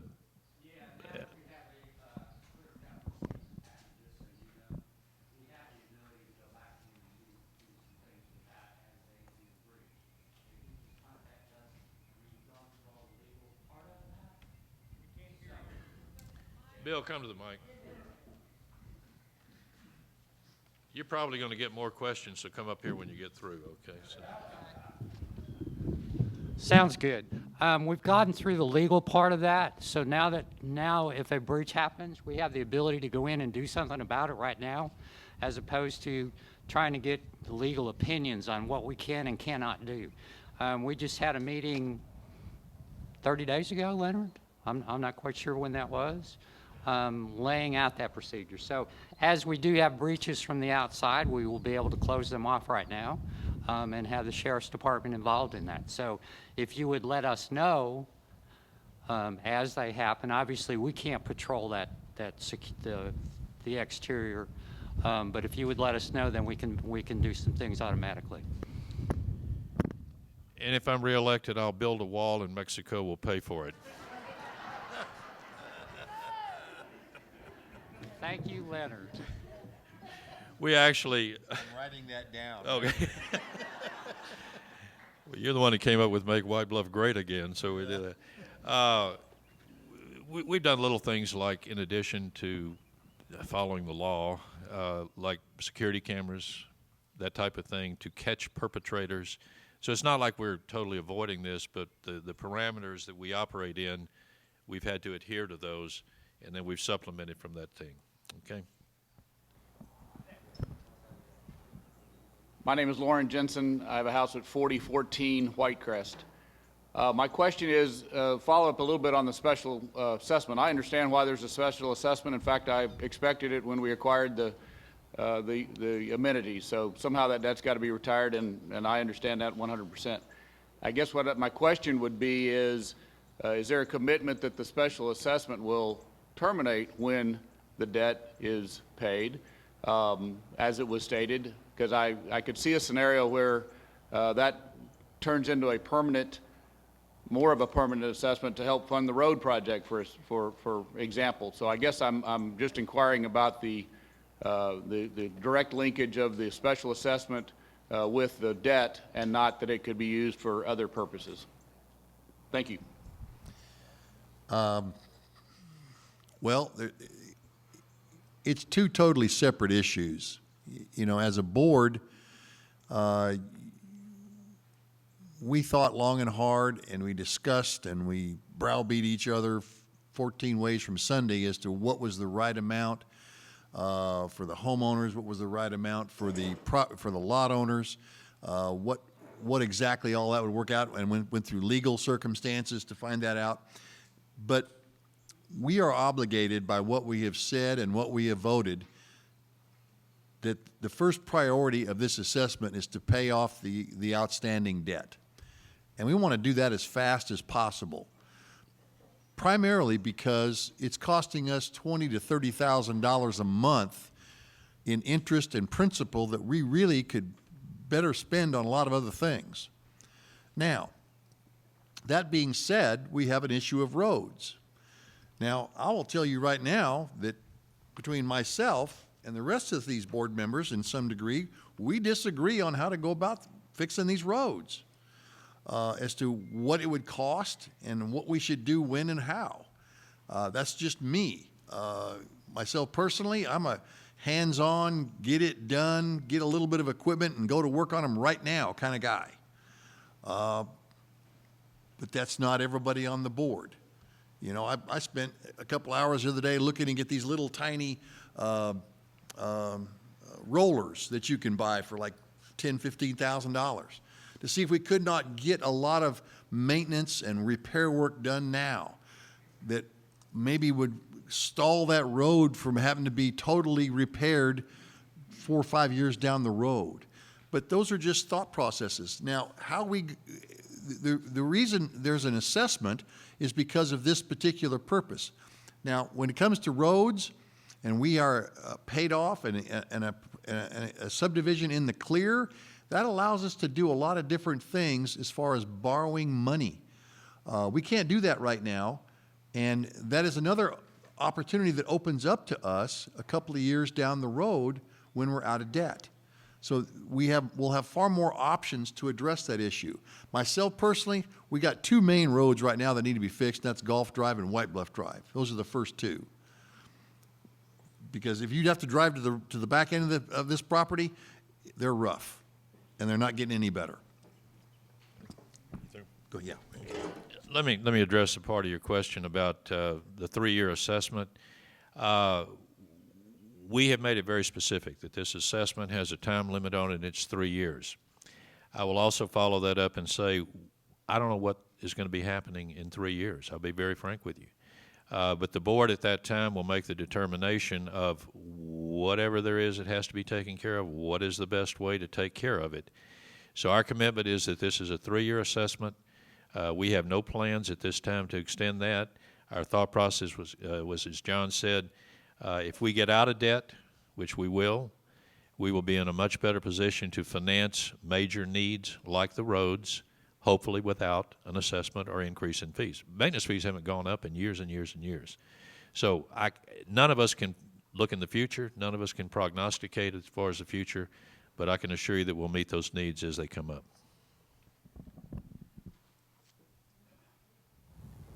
Next.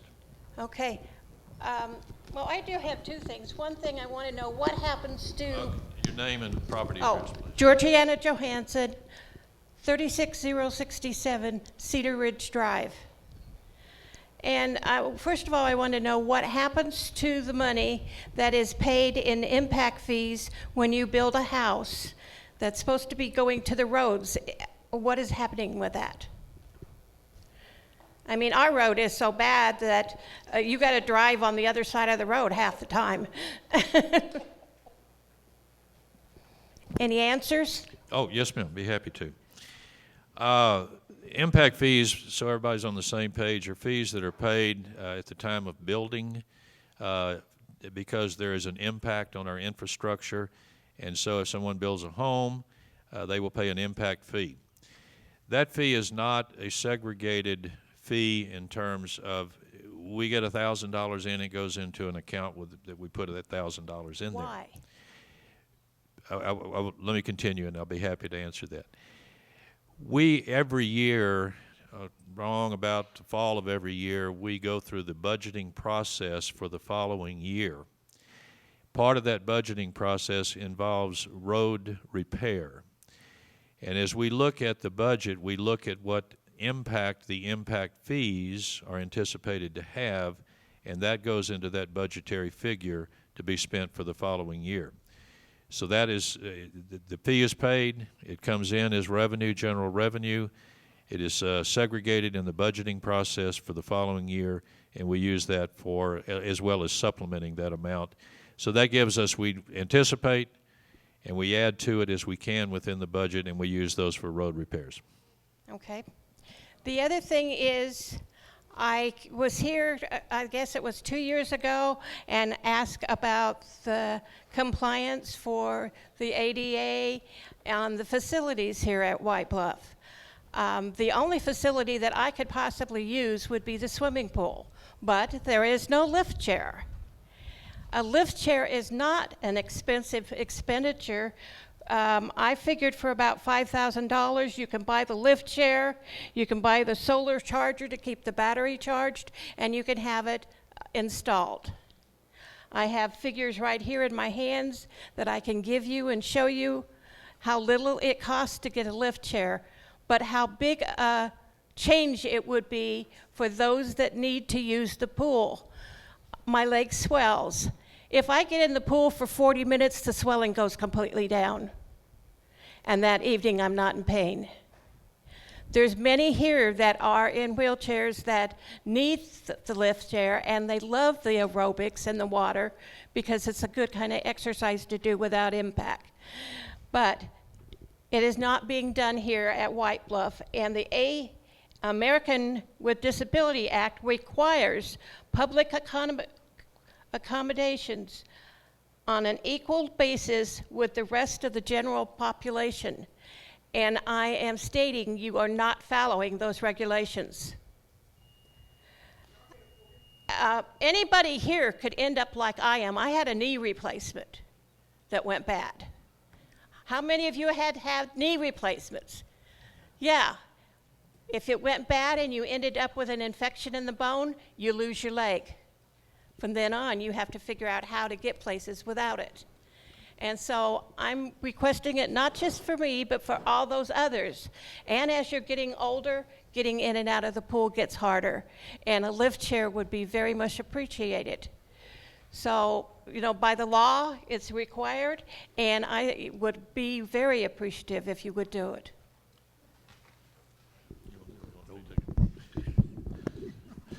John passed this one to me.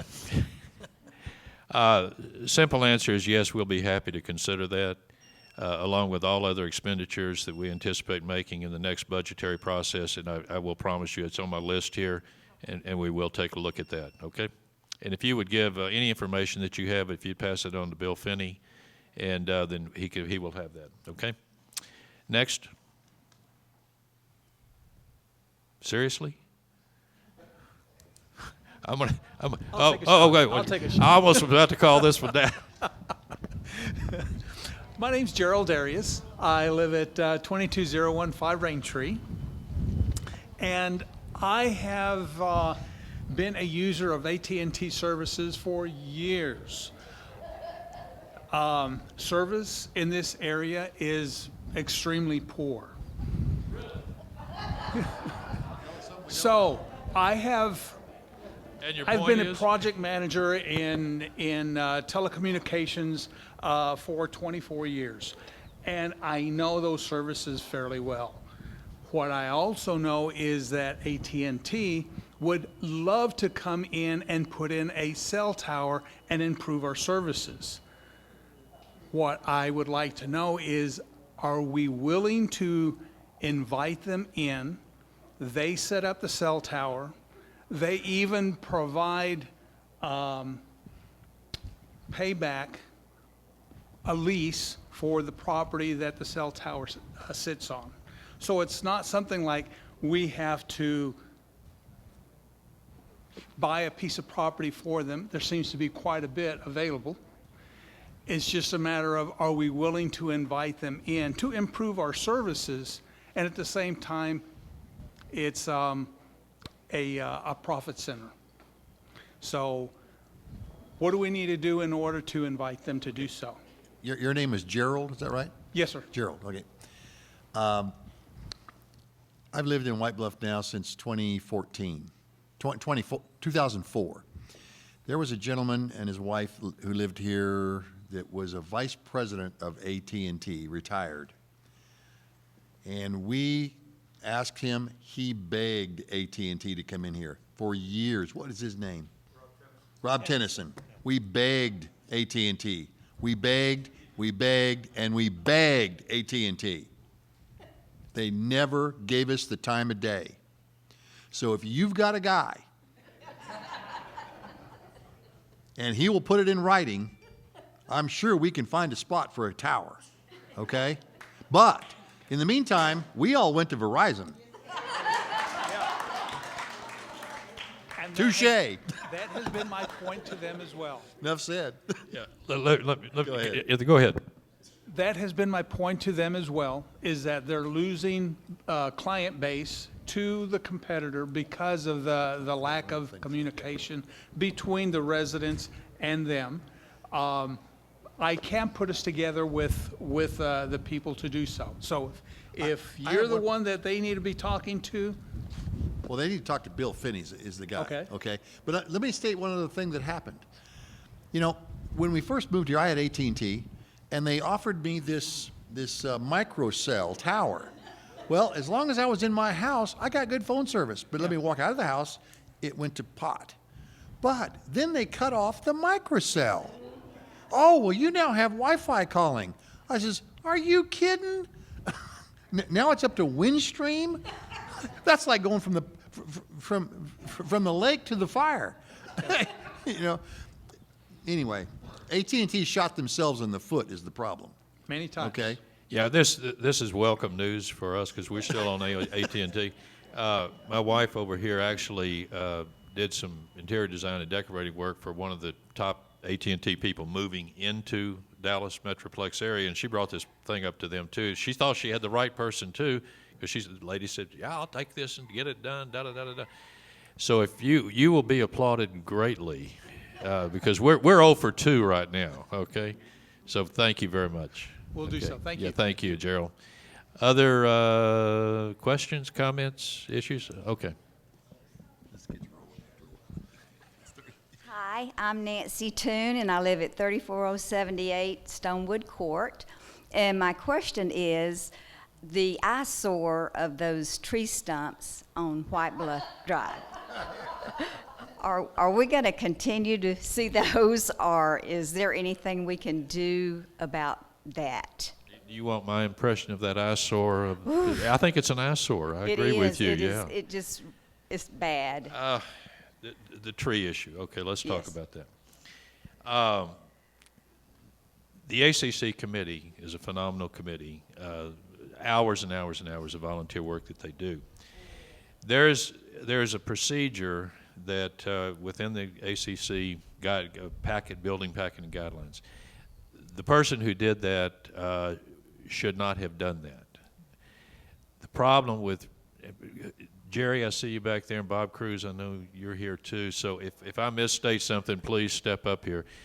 But the problem with correcting that at this point, Mary Tully, you correct me too, okay, is that the rules and regulations, the covenants and the rules dictate that you cannot bring heavy equipment in to take those stumps out right now. So we can't correct it yet.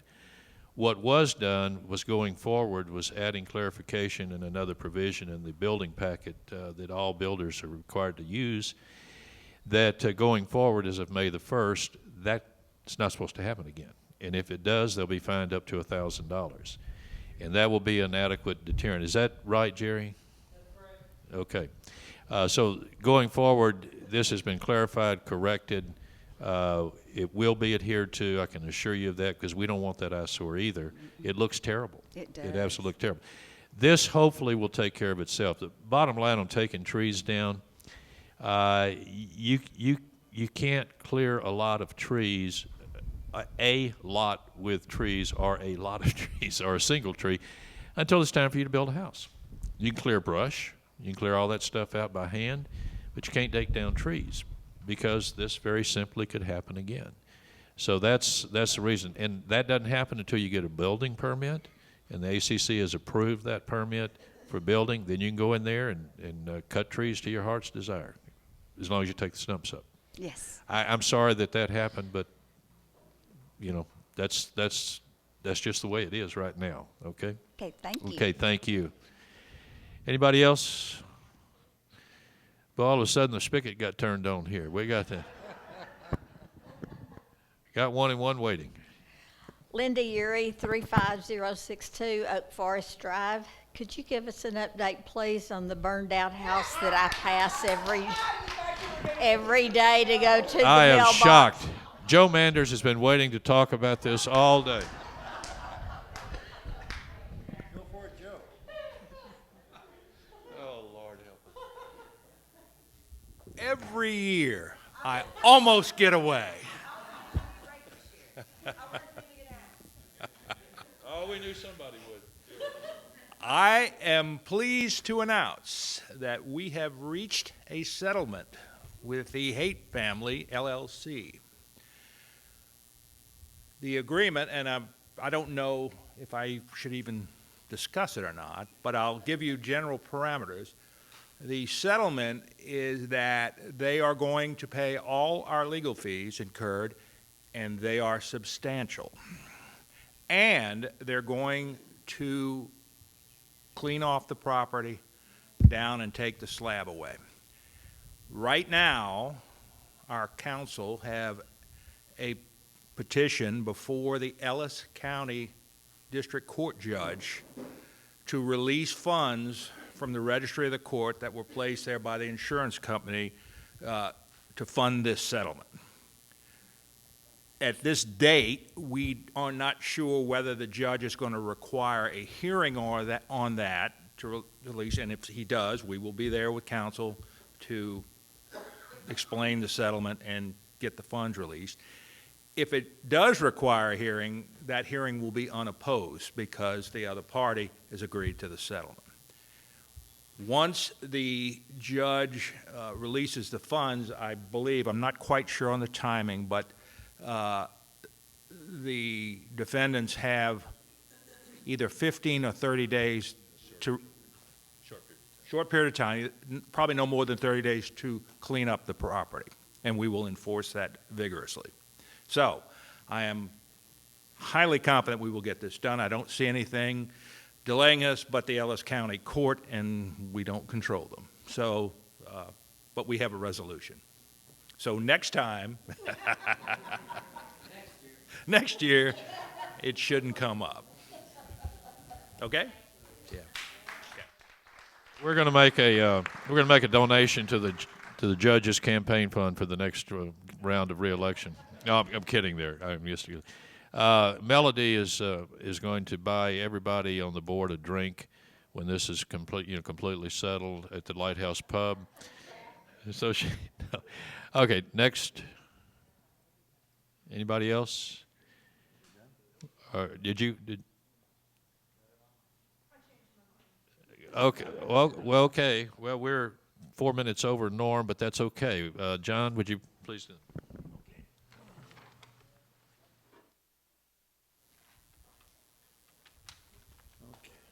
Okay, the tally is in.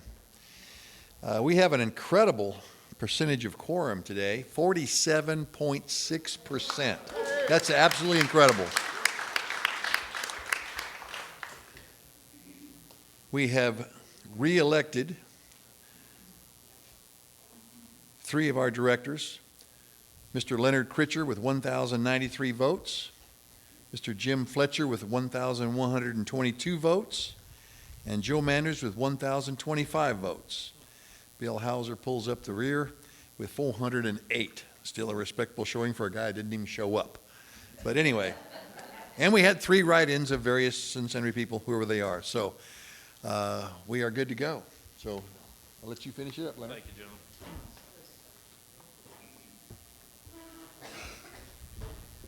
Just in conclusion, I want to thank on behalf of Jim and Joe and myself for giving us the opportunity to carry forward with the work that we're doing. One last applause for Mike Shelton, who showed up from his diligent back there. Thank you, Mike. Appreciate it. If you get a chance, go by and tell him thank you for a great job, great done. There is no other business for this board and this POA, and we stand adjourned at 12:05.